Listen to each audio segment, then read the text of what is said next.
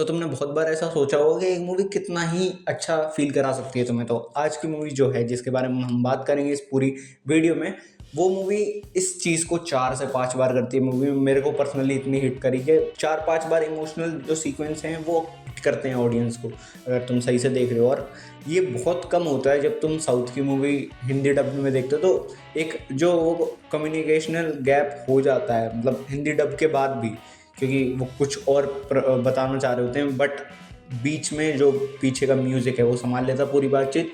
और इस मूवी में वो और खरा उतर के आया है।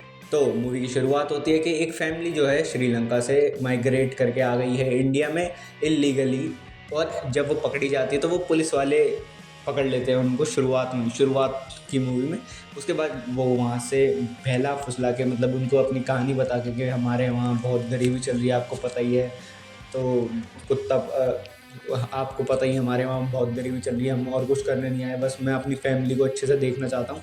और थोड़ा और इमोशनल खेल के कि बेटा कहता है कि आप उनके पैर मत पड़ो, मैं आपको किसी के पैर में पड़ते हुए देख नहीं सकता, इतना मत वो करो। तो उसके बाद जो जो पुलिस ऑफिसर है उसका दिल पिघल जाता है और वो कहता है कि छोड़ देते हैं, मुझे लग नहीं रहा इतना कुछ वो कर देंगे देश के लिए ख़राब, कि हमें इनको बंद करना चाहिए। वैसे ये लीगल नहीं है, और अगर कोई सोच रहा हो इस मूवी से इंस्पायर होने की, मत सोचना, गेंद तोड़ी जाती है बहुत तगड़े तरीके से। अभी ये मूवी से रिलेटेड बातचीत है, तो मूवी में रह सकते हो तुम।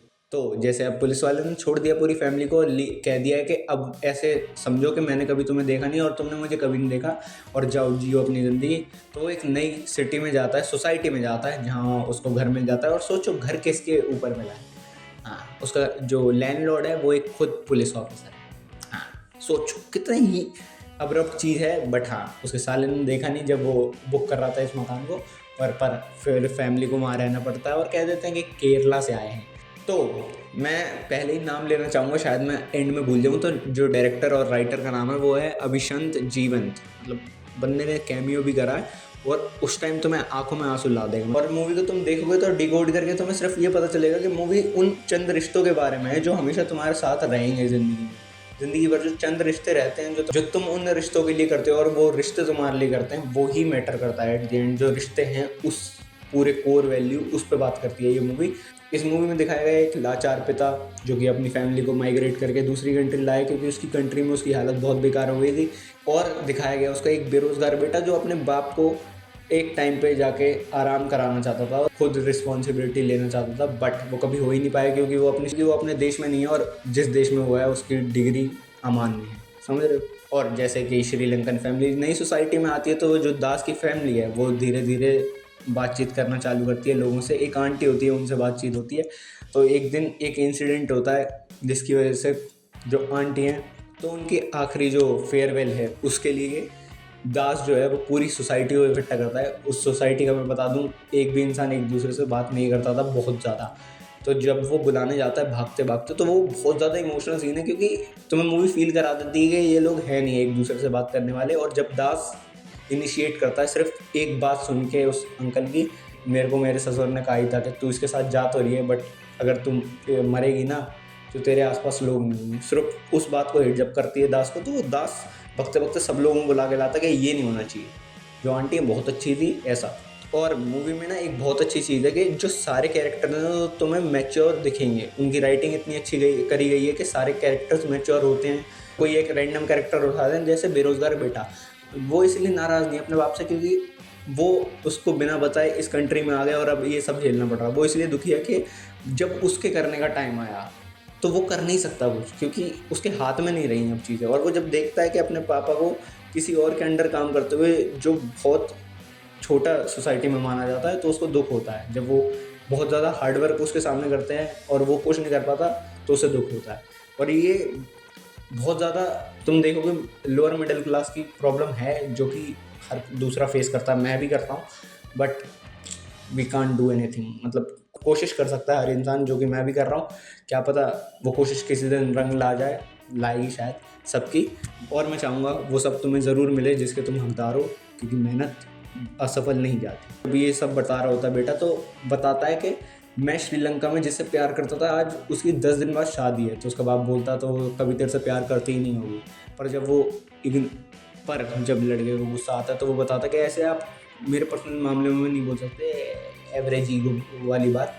तो जब वो वापस से आता है और जब ये सैड वाली बातचीत हो चुकी होती, खाना खाने बैठते हैं गुस्से गुस्से में लोग, फिर जब वो बताता है पापा मेरी गलती थी, मैंने जो भी बोला, बाप भी सॉरी बोलता है, बट उसके बाद वो दिखाता है स्टेटस जिसमें वही लड़की नाच रही होती है खुश हो के उसी गाने पे जिस पे उसने कहा था कि हम दोनों नाचेंगे, शादी होगी हमारी। मतलब इतनी जल्दी ट्रांजिशन किया है ना मूवी ने, जब सैड हो जाती है तो बहुत ज़्यादा सैड जा रही होती है और एकदम से, तो जब ये होता है हंसी मजाक इतना तगड़ा हो जाता है कि लड़की नाचते हुए दिखाते हैं स्टेटस पे। उसके बाद उसका छोटा भाई है सेम गाने पे खुद नाचता है, अपने बड़े भाई को बुलाता है, अपने पापा को बुलाता है, तीनों लौंडे नाच रहे हैं सेम। अभी 5 मिनट पहले रो रहे थे ये और फिर खुश है, क्योंकि फैमिली ही ऐसी है। और इसी फैमिली टाइम के बीच में पता चलता है कि इस सिटी में हो चुका है एक बॉम्ब ब्लास्ट और कहा जा रहा है कि कोई टेररिस्ट ग्रुप है। जैसे ही टेररिस्ट का नाम आया तो जो पुलिस ऑफिसर है जिसने छोड़ दिया था इस फैमिली को, उसको पता चलता है कि यही तो नहीं, क्योंकि उन्होंने एक झूठ बोला था और वो झूठ उसको पता चल जाता है। और जब वो उनको वापस से ढूंढने निकलता है तो वो अपने सीनियर को बता देता है। जो सीनियर है उसने एक बंदे को अधमरा कर दिया है मार मार के, और वो हॉस्पिटल में पड़ा है और वो मरने ही वाला है। अगर उसने ये बॉम्ब ब्लास्ट वाला केस सॉल्व नहीं किया तो जो वो अधमरा बंदा है अगर वो मर गया तो इसको जॉब से हाथ धोना पड़ेगा और जेल भी जाना पड़ेगा। तो मतलब उन्होंने रिवर्स हो जाएगा। तो ये लास्ट ऑप्शन है। तो वो कहता है कि ढूंढेगा तूने भगवाया, तू ढूंढेगा।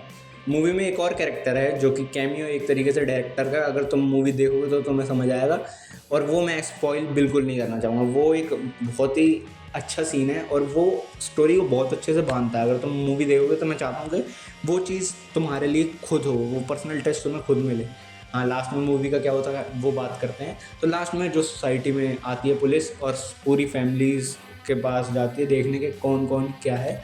तो अब इतने अच्छे हो चुके हैं सारे मित्र लोग एक पूरी सोसाइटी में कि सभी उसी एक्सेंट में बात कर रहे हैं जिस एक्सेंट में या जिस भाषा में एक श्रीलंकन आदमी बात करता।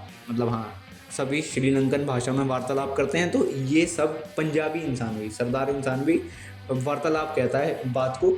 तो पुलिस का दिमाग घूम जाता है और वो जब आखिरी में उस फैमिली के पास पहुंचती भी है तो जो इंस्पेक्टर है जिसने भगाया था वो इस बार भी मना कर देता है कि ये भी वो फैमिली नहीं है। उसका बॉस को पता चलता है कि जो बंदा उसने मारा था वो मर चुका है, तो अब उसको अपनी जॉब से हाथ धोने नहीं पड़ेगा। और एंड में दास उस पुलिस ऑफिसर से पूछने आता कि आपने झूठ क्यों बोला। तो उसने कहा, किसने कहा तुम यहाँ के नहीं हो, अब तुम यहाँ के ही हो। और फिर एक शॉट दिखाया जाता है, दास आगे खड़ा है और पैन होता है कैमरा नीचे से ऊपर, और फिर हमें दिखता है कि पूरी सोसाइटी उसके पीछे खड़ी है उसकी फैमिली बन के। तो टूरिस्ट फैमिली एक टूरिस्ट फैमिली के ऊपर नहीं है, वो है कि कैसे टूरिस्ट आके अपनी फैमिली बना देते हैं यहाँ पे। तो हाँ, मतलब नाम दो मतलब दिखाता है, बट जो रियल वाला है वो यही है कि कैसे वो अपनी कंट्री से यहाँ आके दूसरी कंट्री में एक नई फैमिली बसा लेते हैं। तो हाँ, आज का रिव्यू यहीं तक था। कुछ भी अच्छा लगा हो, कुछ भी बुरा लगा हो, बता देना कमेंट सेक्शन में, लाइक कर देना, और अगर पसंद ना आए तो डिसलाइक भी कर देना। आपकी बातचीत, आपकी पसंद नापसंद मुझे जानना ज़रूरी है ताकि मैं इम्प्रूव कर पाऊँ और आपको बेटर कंटेंट दे पाऊँ। और हाँ, अगर कुछ नया देखना है तो यहाँ पर वीडियो मिल जाएगी, और मेरी शॉर्ट फिल्म देखनी है तो यहाँ पर वीडियो मिल जाएगी। और अगर थोड़ा ऊपर नीचे हो गया तो यहाँ शॉर्ट फिल्म और यहाँ मेरी वीडियो जो नई या पुरानी होगी। तो हाँ, मैं मिलता हूँ अगली वीडियो में। तब तक के लिए स्वस्थ रहना, मस्त रहना, बुरी न्यूज़ से दुरुस्त रहना और आते रहना अल्फा वॉइड पे वापस से। तब तक के लिए टाटा, बाय बाय।